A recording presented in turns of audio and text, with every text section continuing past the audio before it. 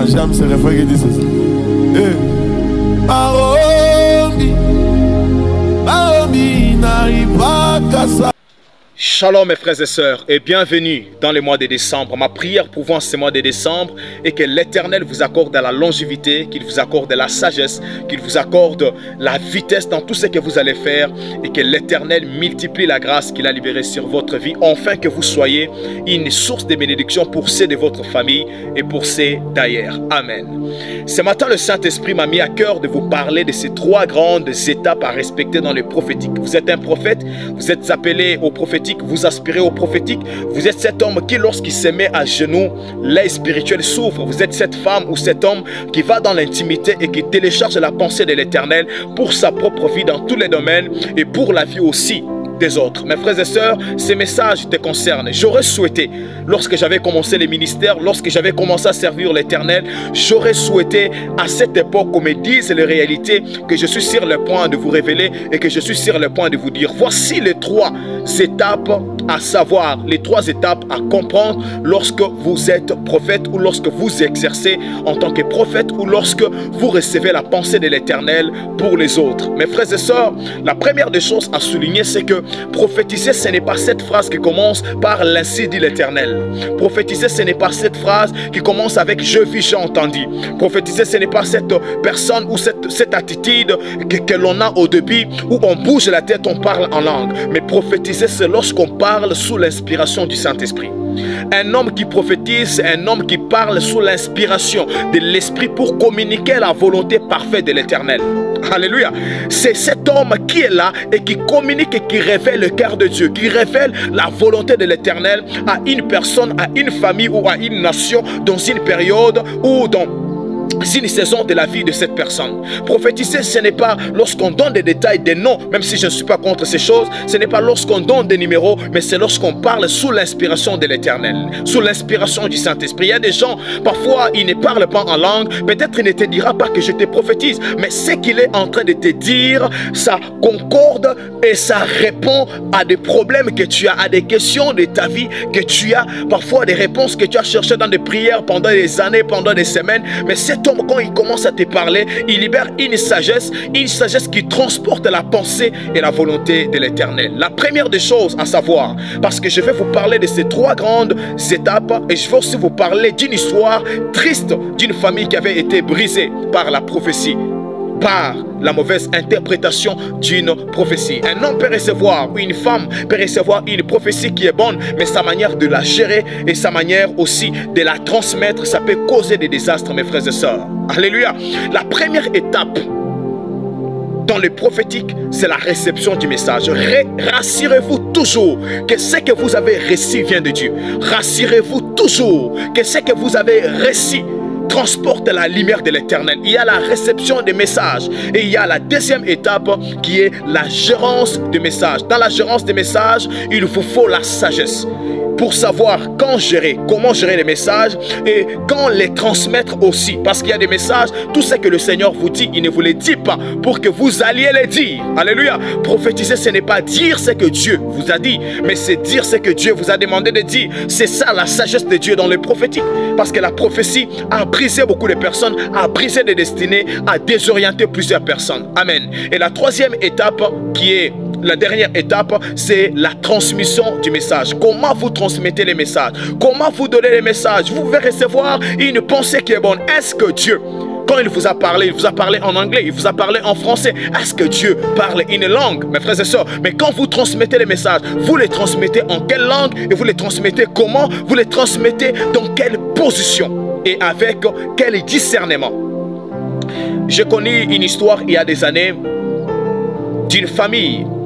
Un homme et une femme qui s'étaient mariés, après des années, ils n'ont pas réussi à avoir des enfants. Et c'était très douloureux. La femme était attaquée à gauche, à droite. Il y avait la famille de l'homme qui s'élevait contre la femme, qui parlait. Vous savez, généralement, que ce soit en Afrique, surtout en Afrique, lorsque une femme n'arrivent pas à tomber enceinte dans les mariages, très souvent on taxe la femme. Parfois les problèmes peuvent être l'homme, les problèmes peuvent être les maris. Mais très souvent même la belle famille du côté de l'homme, ils ont tendance à avoir le regard fixé sur la femme. Pour dire tu as épousé une femme stérile, tu as épousé une femme qui ne met pas au monde. Parfois les problèmes peuvent être votre fils, les problèmes peuvent être votre enfant et non la fille d'autrui. Alléluia. Et toute la famille s'acharnait sur cette fille. Il disait mais comment tu as épousé une femme qui n'arrive pas à te donner des années, une année, 2 ans, 3 ans et 4 ans, 5 ans. Les années passaient, plus les temps passaient. Cette famille ou ce couple perdait l'espoir. Un jour il y a eu un prophète qui est venu. Et ce prophète leur a dit l'année prochaine le Seigneur m'a dit que vous aurez un fils, vous aurez un enfant. Et cet enfant sera un fils. Mais regardez ce que cet enfant fera. Lorsque cet enfant va grandir, il va tuer son père, il va violer sa mère. La prophétie. Peut-être le message venait de Dieu. Mais avec quelle sagesse les prophètes a-t-il transmis les messages? Et vous savez, quand on donne la prophétie, des fois les gens ont tendance à vous demander, prophète, qu'est-ce que je dois faire? Ils ont demandé à cet homme, qu'est-ce que nous devons faire? Comment Dieu peut nous donner un enfant, mais qui va finir par me violer moi sa mère et aller tuer son père? Le prophète leur a dit, lorsque cet enfant viendra au monde, vous devez tuer cet enfant. Vous devez le tuer. Parce que cet enfant, il sera comme un enfant qui transportera les malheurs dans cette famille. Et mes frères et sœurs, l'année qui avait suivi, la femme est tombée enceinte. Oh! Ils ont compris que la chose était sérieuse. La femme est tombée enceinte. 9 mois plus tard, elle a mis au monde un garçon. Ils ont appelé la famille, l'homme et la femme. Ils ont dit la chose à la famille. Ils ont relaté à la famille l'histoire. Ils ont dit ce qui s'est réellement passé dans le passé avant que la femme ne tombe enceinte. Ils ont dit, cet enfant, on ne peut pas le garder. Parce que tout ce que les prophètes nous avaient dit, ça s'est accompli. On a eu un garçon. Ma femme est tombée enceinte alors qu'elle n'arrivait pas à tomber enceinte. Maintenant, qu'est-ce que nous devons faire? La famille a dit, nous devons tuer cet enfant. La femme qui avait transporté cet enfant, 9 mois dans son ventre, avait des douleurs. Les cœurs d'une mère. Elle a dit, je ne peux pas tuer mon enfant. Je ne peux pas le tuer. À la place de le tuer, je souhaite que cet enfant grandisse ailleurs. Mes frères et sœurs, on a cherché une sorte de bassin. Et on a mis l'enfant dans ces bassins. Ils ont tous parti jeter cet enfant sur un grand océan. On a déposé ces bassins. Et ces bassins ont commencé à couler avec cet enfant. Et l'enfant est parti. Et depuis là, il n'avait pas réussi à revoir cet enfant. La femme était restée avec des douleurs. Là où l'enfant est parti, qu'est-ce qui se passe? L'enfant qui part, l'enfant atterrit entre les mains d'un chasseur.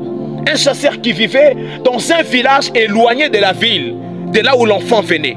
Il a vu un gros bassin. Il a dit, mais qu'est-ce que c'est sur la mer? Qu'est-ce que c'est sur l'océan? Qu'est-ce que c'est sur l'eau? Il a pris ce bassin. Il a découvert qu'il y avait un bébé qui était dedans et qui était couvert. Quel mystère! Quelle surprise! Il a dit, mais qui a pu faire une chose pareille? Cet homme chasseur vivait dans la brousse. Il vivait dans cette forêt. Il vivait comme à l'époque on nous parlait à l'école de pygmées qui vivaient de la chasse, qui vivaient de la pêche. Et il a pris ce bébé. Il a fait de cet enfant son enfant. Il a commencé à l'entraîner. L'enfant a commencé à apprendre tous les métiers. Il a grandi dans la brousse. L'enfant a grandi parce que cette brousse était une partie d'un village. Un village proche. Et cet enfant a grandi là, mes frères et sœurs. Il a commencé à grandir là, dans cette forêt-là. Et l'enfant est devenu fort. Il était très fort. L'enfant pouvait attraper des animaux avec les mains et les déchirer comme David, déchirer des ours. Il était très fort. Et c'était un enfant très souple.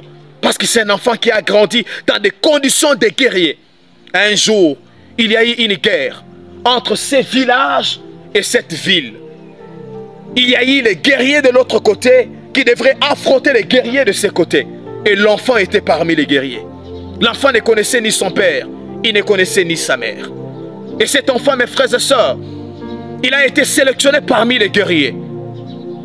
Ils sont allés en guerre pour aller se tuer ou s'entretuer. Il est entré aussi dans cette guerre. Ils se sont battus parce que cette armée de l'autre côté était l'armée qui venait de la ville où habitaient son père et sa mère. Mais ce que cet enfant ne savait pas est que le sang des guerriers, c'est le sang qui coulait dans le corps de son père biologique. Parce que son père lui-même était guerrier.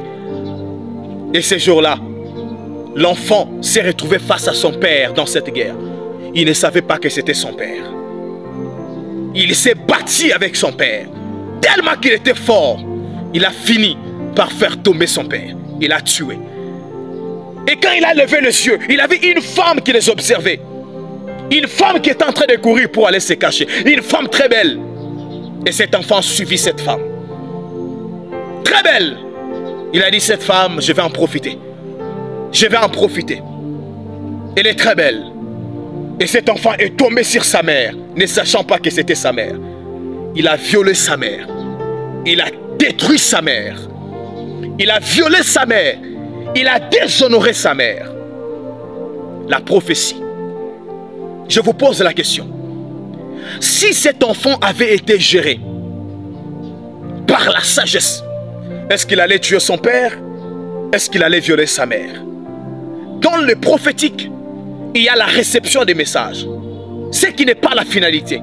Quand vous recevez les messages, ce n'est pas tout, mes frères et sœurs. Mais il y a aussi une étape où vous êtes appelés à gérer les messages en tant que prophète. Ça demande la sagesse de Dieu. Parce que le Saint-Esprit, c'est un esprit de sagesse. Faites beaucoup d'attention aux messages que vous donnez aux gens. Il faut, quand vous êtes prophétique, vous êtes un homme prophétique, demandez beaucoup la sagesse de Dieu dans le prophétique que vous avez reçu. Et dans la gérance des messages, parfois ayez l'habitude d'écrire ce que le Seigneur vous dit. Ayez l'habitude de mettre à côté ce que le Seigneur vous dit. Ayez l'habitude de prendre le temps de prier d'abord sur ce que le Seigneur vous dit. Il ne vous parle pas d'abord pour aller parler, mais il vous parle pour que vous soyez un intercesseur prophétique pour la vie des autres. Dieu vous confie certains secrets. Ce n'est pas pour que vous soyez aux yeux du monde comme étant un grand prophète en donnant des détails, mais que vous soyez un serviteur fidèle, un serviteur et une sentinelle qui sonne la trompette quand il faut. Et la troisième des choses, c'est quand vous cherchez à donner les messages. Il faut de la sagesse, mais il faut aussi le discernement. Parce qu'il y a des messages qu'on ne donne pas à n'importe qui. Imaginez-vous le Seigneur vous avons vers un païen qui n'a aucune sagesse de Dieu, mais que le Seigneur veut sortir de quelque chose. Il veut les parler par vous. Et vous, vous arrivez. Vous lui parlez comme si vous étiez en train de parler devant un apôtre. Et parfois cette personne, plusieurs, combien d'entre nous, combien de ceux qui sont morts, non pas parce que les démons ont décidé de leur mort, mais parce que les prophéties les ont traumatisés. La sagesse, le discernement dans les prophétiques. Voici les 3 étapes à comprendre. Prenez le temps d'étudier ces étapes. Dans la réception des messages, dans la gérance des messages, et troisièmement, dans la transmission des messages. Que l'Éternel vous accorde de la sagesse lorsque vous êtes un homme prophétique. Ne prophétisez pas parce que vous en avez envie, mais prophétisez parce que l'Éternel vous a demandé et parce que vous avez suffisamment cette sagesse pour transmettre les messages que le Seigneur vous a donnés. Je prie pour tous ces prophètes, je prie pour toutes ces prophétesses, afin que vous ne répétiez pas les erreurs qu'ont commis les aînés ou les autres, et que la grâce de l'Éternel soit sur votre vie, que la grâce de l'Éternel soit sur votre prophétique, et que vous soyez un véritable instrument, mais aussi que vous soyez un véritable modèle, parce que vous êtes l'ambassadeur de Dieu sur la terre. Vous représentez l'Éternel sur la terre. Vous représentez le royaume de Dieu sur la terre. Et si vous déformez Dieu, si vous déformez les messages, vous avez totalement déformé la vision de l'Éternel pour l'humanité. Au nom de Jésus. Amen. Partagez pour bénir une personne, pour bénir un prophète ou une personne qui aspire au prophétique. Amen.